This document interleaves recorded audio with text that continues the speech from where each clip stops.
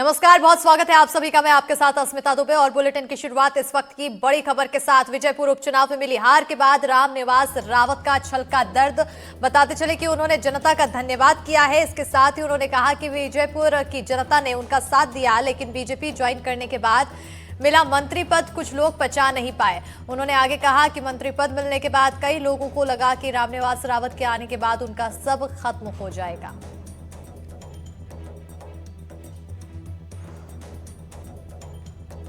तो बड़ी खबर से आप सभी को रूबरू करा रहे हैं, जहां आपको बताते चले कि विजयपुर उपचुनाव में मिली हार के बाद रामनिवास रावत का दर्द छलका है। उन्होंने जनता को धन्यवाद तो दिया ही है, लेकिन इसके साथ ही कहा कि विजयपुर की जनता ने उनका साथ दिया, मगर बीजेपी ज्वाइन करने के बाद जो मंत्री पद मिला था वो कुछ लोग नहीं पचा पाए। उन्होंने आगे कहा है कि मंत्री पद मिलने के बाद कई लोगों को लगा कि रामनिवास रावत के आने के बाद उनका सब खत्म हो जाएगा।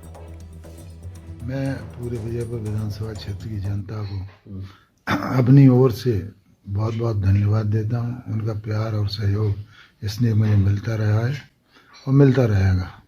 परिस्थितियां हैं जो भी, मैं हार को पूरी तरह से स्वीकार करते हुए, जनता ने भले ही मुझे नकार दिया हो, लेकिन मैं जनता के बीच में रहूंगा, जनता के सुख दुख में साथ रहूंगा और अपने क्षेत्र के विकास के लिए हर संभव जीवन पर्यंत मैं अपनी ओर से प्रयास करता रहूं। मंत्री पद अर्थात बढ़ता हुआ पद स्वीकार नहीं कर पाई जनता नहीं कहो, कुछ ही लोग हैं। जनता ने तो मुझे 93,000 वोट दिए हैं, कुछ ही लोग जो स्वीकार नहीं कर पाए। परिस्थितियां ऐसी रहीं कि कुछ लोगों को ये लगा कि इसके आने के बाद हमारा सब कुछ खत्म हो जाएगा। उन लोगों ने भी पूरी कोर कसर नहीं छोड़ी। और ज्यादा जानकारी के साथ सहयोगी अजय राठौर जुड़ चुके हैं। अजय, एक तरफ विजयपुर उपचुनाव में हार मिली, दर्द छलकता हुआ दिखाई दिया है यहाँ पर, लेकिन साथ ही साथ कुछ ही लोग का जिक्र करते हुए नजर आ रहे थे रामनिवास रावत। कौन है वो कुछ लोग? तो आपने सुना आखिर रामनिवास रावत ने किस तरह से बताया कि जो कुछ लोग हैं उनको कहीं ना कहीं खटका है, और वो कुछ लोग कौन है ये बड़ा सवाल बन गया है। इसके अलावा जो दर्द है हार के बाद वो भी नजर आया है।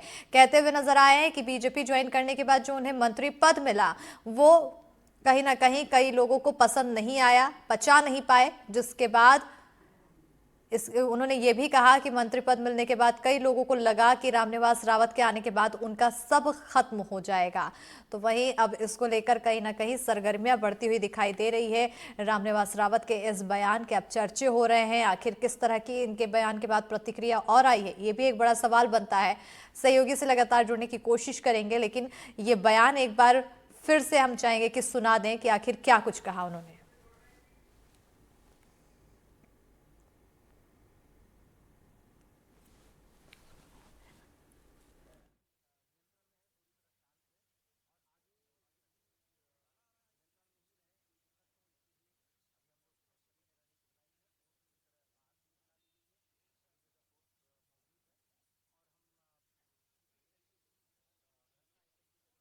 मैं पूरे विजयपुर विधानसभा क्षेत्र की जनता को अपनी ओर से बहुत बहुत धन्यवाद देता हूं। उनका प्यार और सहयोग इसलिए मुझे मिलता रहा है और मिलता रहेगा। परिस्थितियां हैं जो भी, मैं हार को पूरी तरह से स्वीकार करते हुए, जनता ने भले ही मुझे नकार दिया हो, लेकिन मैं जनता के बीच में रहूंगा, जनता के सुख दुख में साथ रहूंगा और अपने क्षेत्र के विकास के लिए हर संभव जीवन पर्यंत मैं अपनी ओर से प्रयास करता रहूं। तो देखिए, साथ रहने की बात तो कर रहे हैं, लेकिन जिस तरह से दर्द जो छलका है ये कहीं ना कहीं चर्चा का विषय बन गया है। अजय जी, आपकी ओर आना चाहेंगे, क्योंकि साफ तौर पर कहते आ रहे हैं कि जो मंत्री पद मिला बीजेपी ज्वाइन करने के बाद कुछ लोग इसको पचा नहीं पाए। वो कुछ लोग आखिर किसकी ओर इशारा?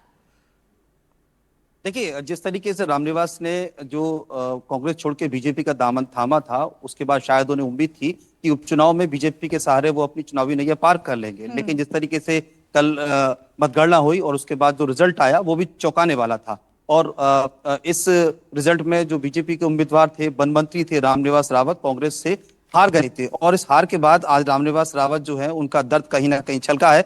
और साफ तौर पे जिस तरीके से उन्होंने कहा है कि वो जनता की सेवा करने के लिए कांग्रेस छोड़ के बीजेपी में शामिल हुए थे। लेकिन जो उपचुनाव हुआ, उपचुनाव में कहीं ना कहीं उन्हें भरोसा था कि बीजेपी में ज्वाइन करने के बाद जो बीजेपी के नेता है या खुद मुख्यमंत्री या फिर विधानसभा अध्यक्ष नरेंद्र सिंह तोमर है, जिनके सानिध्य में उन्होंने बीजेपी ज्वाइन की थी, शायद वो उपचुनाव उन्हें जिता देंगे, लेकिन ऐसा बिल्कुल नहीं हुआ। और आज जो रामनिवास चुनाव हार गए हैं, आज उनकी पीड़ा बाहर आई है। उन्होंने कहा है कि वो जनता की सेवा करने के लिए बीजेपी में आए थे और उन्हें बीजेपी में सीधे ज्वाइन करने के बाद संगठन ने मंत्री बना दिया था। और उनका इशारा साफ तौर पे दूसरी बीजेपी की ओर था।